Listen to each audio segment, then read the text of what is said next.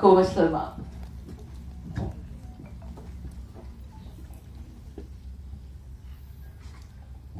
எல்லாருக்குமே மதிய வணக்கங்கள். ஏன்னா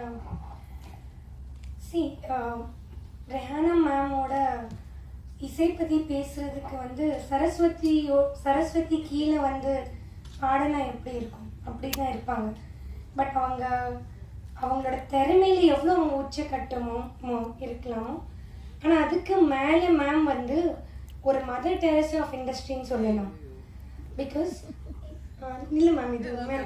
ஏன்னா நானே வந்து பர்சனலாக இவங்களை பார்த்து அவங்களோட டேலண்ட் நம்ம எப்படி பார்த்து விழுந்திருக்கோமோ, எப்படி நம்ம ஒரு ஃபேனோ க்ரேசி ஃபேன் மேமுதோ, பட் அவங்க ஆஸ் அ ஹியூமன் பீனாக நீங்கள் பார்த்தீங்கன்னா ஈவன் டில் மார்னிங் ஆல்சோ நீங்கள் பார்த்தீங்கன்னா சேரிட்டி.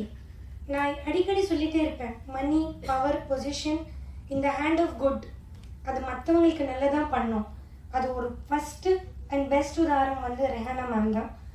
ஏன்னா லைக் எவ்ரி டைம் அவங்க என்னன்னா மோர் தென் ஒரு டேலண்ட், அந்த பிளெஸ்ஸிங் அவங்களுக்கு என்ன சொன்னாங்கன்னா காட் பிளெஸ்ஸிங் இருந்தாலும் அதை வச்சுட்டு அவங்களுக்கு அவங்க அந்த பொசிஷன் யூஸ் பண்ணாமல் நான் மற்றவங்களுக்கு நான் எவ்வளோ சேரிட்டி பண்ணேன். ஏன்னா எங்கள் குரூப்பில் வந்து பார்த்தீங்கன்னா ஃபஸ்ட்டு விஷயம் மேமை பார்த்து நான் மயங்கினது வந்து சேரிட்டி. அவங்க எக்ஸ்ட்ரீம் லெவலில் எவ்ரி நிமிஷம் நான் இப்போ எனக்கு இந்த ஆல்பம் இப்போ ஹிட் ஆகுதா, நான் இதை வச்சு எவ்வளோ பேருக்கு நான் சேரிட்டி பண்ண முடியும், அது வந்து சீக்ரெட்டாக பண்ணுறாங்க. நிறைய பேருக்கு அந்த விஷயமே தெரியாது. அவங்களோட இன்ஸ்பிரேஷன் எங்களுக்கு இண்டஸ்ட்ரியில் இப்படி ஒன்று வேணும்னு சொன்னாங்கன்னா talent extreme and as a human being ஒரு லேடியாக அவங்கள பார்க்குறது ரெஹானா மேம் மட்டும் தான். அது அவங்களோட மெக்னானிமிட்டி. எனக்கு இவங்களோட இதில் நீங்கள் இந்த பாடலோட ஃபஸ்ட்டு நீங்கள் ஒரு போர்ஷன்ஸ் பார்த்தீங்கன்னா ஜஸ்ட்டு கண்ணு மூடி கேளுங்களேன். ஒரு இன்டர்நேஷ்னல் சிங்கர் வந்து அங்கே பண்ணியிருப்பாங்க. அது வந்து இங்கிலீஷில் நீங்கள் இப்படி பாடுவீங்களா, இல்லை தமிழில் கூட நான் இப்படி வந்து பாடுவேன். ரெண்டு எக்ஸ்ட்ரீம் நம்ம பார்த்துருப்போம். யாராலையும் இந்த லெவல்லே வந்து பாட முடியாது. The way ma'am has perform, it's a totally an international ஆல்பம்னு சொல்லலாம்.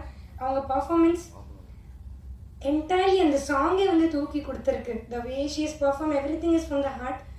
அண்ட் இந்த சாங் அகெயின் எடுக்கிறதுக்கு காரணம் நிறைய புது டேலண்ட்ஸ்க்கு நம்ம ஒரு வாய்ப்பாக இருக்கணும். இட்ஸ் நாட் ஓன்லி அந்த வாய்ப்பாக இருக்கணும், ஒரு ஆல்பமும் ஒரு படமும் வந்து பெருசாக வரும்போது இண்டஸ்ட்ரிக்கு நிறைய பெனிஃபிட் வருது. இப்போ ஒரு படம் வந்து ஹிட் ஆகுதுன்னா ஒரு பெரிய வரும்போது நிறைய வருமானம் நம்மளோட இண்டஸ்ட்ரிக்குள்ளே வந்து வருது. ஸோ அதுவும் ஒரு நோக்கம் இருந்திருக்கு. ஸோ டோட்டல் இது எடுக்கிறதுக்கு அவங்க இருக்க பொசிஷனுக்கு அவங்க she doesn't have to do any thing. But இன்னமும் இது வரைக்கும் நான் ஆஸ் அ ஹியூமன் பீனாக எப்படி உதவி பண்ண முடியும், ஆஸ் அ டேலண்ட்க்கு நான் எப்படி உதவி பண்ண முடியும். இந்த மியூசிக் இண்டஸ்ட்ரி இருக்கட்டும், இல்லை ஆல்பம் இது இருக்கட்டும், ஒரு வேறு இடத்துக்கு போகணுன்னு இருக்கும். மேம் பற்றி பேசிகிட்டே போகலாம். சுஹாசினி மேம் பற்றி சொல்லணும். மேம் வானப்பிரஸ்த படம் பார்த்து நாங்கள் விழுந்திருக்கோம். லைக் எப்படி ஒரு ஆக்டிங் இன்ஸ்பிரேஷன் ட்ரை பண்ணோம், ரொம்ப கஷ்டம். She such an amazing human being. நிறைய இடத்துல மேமை பார்க்குறதுக்கு வாய்ப்பு இருந்தது. எப்படி அவங்க நார்மலாக எல்லாருக்கிட்ட ஒரு டேலண்ட், ஒரு ஆக்டிங்கில் she is like what to say, அவங்க லெவலுக்கு எல்லாம் மேட்சே பண்ண முடியாது. Today also one of the example is Vanaprastha பண்ணது. லைக் வெரி ஃபியூ ஆர்டிஸ்ட் நான் அது 100 வாட்டி கூட பார்த்துட்டே இருக்கலாம். ப்ளஸ் எங்கள் டைரக்டர் மணிவி நாயர் சார் ரொம்ப அழகாக வந்து பண்ணியிருந்தாங்க. சார் டீமாக அவங்க பண்ணியிருந்தாங்க. Emil Mohammed such amazing young talent, அமேசிங்காக மியூசிக் வந்து பண்ணியிருந்தாங்க. மைக்கேல் சார் சொல்லணும். எங்கள் இதில் ஒரு ரொம்ப இம்பார்ட்டண்டான பர்சன் ஜான் சார். ஏன்னா அவங்க துபாயிலே இருந்தாங்க. அப்போ நாங்கள் ஒரு ஜஸ்ட் ஒரு ட்ரையல் ஷூட் ஒன்று பண்ணிகிட்டு இருந்தோம். அது ஒரு இன்டர்நேஷ்னல் வைப் கொடுக்கறதுக்காக. அங்கேருந்து இன்னைக்கு விழா இந்த ஆடியோ ரிலீஸ் வரைக்கும் நிறைய அவங்களோட ஹார்ட் ஒர்க் கொடுத்துருக்காங்க. ஒரு அனிருத் மாதிரி ரஹ்மான் மாதிரி வரக்கூடியவர் என்னன்னு தெரியல, அமிங்கி கிடக்குறாரு. ஒரு நாள் definitely he'll come out. Maybe independent ஆல்பம்ஸ்ல அவரோட நேம் பெருசா வரும்னு நினைக்கிறேன். Maybe not in movies, I don't know. But in Canada is a big name. தமிழ்லயும் ஒரு பெரிய லெவல்ல வரணும், இந்தியாவில் வரணும், சவுத் இந்தியாவிலும் வரணும் அப்படின்னு நான் வேண்டிக்கிறேன்.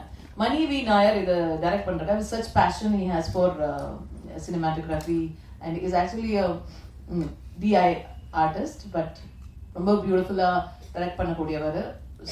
அவங்களால வர முடியல, ஓணம் தான் அவங்களுக்கு முக்கியமா போச்சு, இங்க வர மாட்டேங்கிறாங்க. எனிவே தேவர் ரொம்ப ஷார்ட் நோட்டீஸ்ல சொன்னதுனால தான் பிரச்சனை. ஃப்ளைட் டிக்கெட்ஸ்ல ரொம்ப ஹெவியா இருந்ததுனால அவங்க கிளம்பி வர முடியல. Maybe some other time we can meet with Mani and Emil. Then thank you John sir for everything whatever you done, and my friend Balaji last minute he came and took over. அவன கெஸ்டா கூப்பிட்டா, அவன் Sun TV head and Raj TV head, ஆனா வந்து கெஸ்டா கூப்பிட்டா நான் anchor தான் பண்ணுவேன்னு வந்து உட்காந்துட்டான். And Arvind, Archana, everyone and Raindrops were always great support for me. Thanks a lot. And let's see the song now. இப்பொழுது மாத்திக்கலாம் மாலை பாடல் உங்களுக்கு கத்திரிட போறோம். பாடலை பாருங்க. ஏற்கனவே பல அழகான பாடல்கள் மலமல மரதமல பலினக்கா விடைக்கூடிய எங்கள் நாடு சாரட்ட வண்டியில ஒன்னு பாடல. அதுக்கப்புறம் இப்பதான் பண்ணிட்டு இருக்கேன். அழகான ஒரு பாட்டு பண்ணியிருந்தேன் நடுவுல. So yeah, so independent album எப்பவுமே எங்களுக்குலாம் ஒரு கிரேஸ் தான். ஏன்னா we can rule the roost in it. இனிமேல் the albums தான். Yeah, we want to do more. We found a beautiful team. We have lovely Komal with us, Emil Mohammed with us, Mani Vinayar, and we have a lot of team, beautiful people associated with us. பாட்டுக்கு ரொம்ப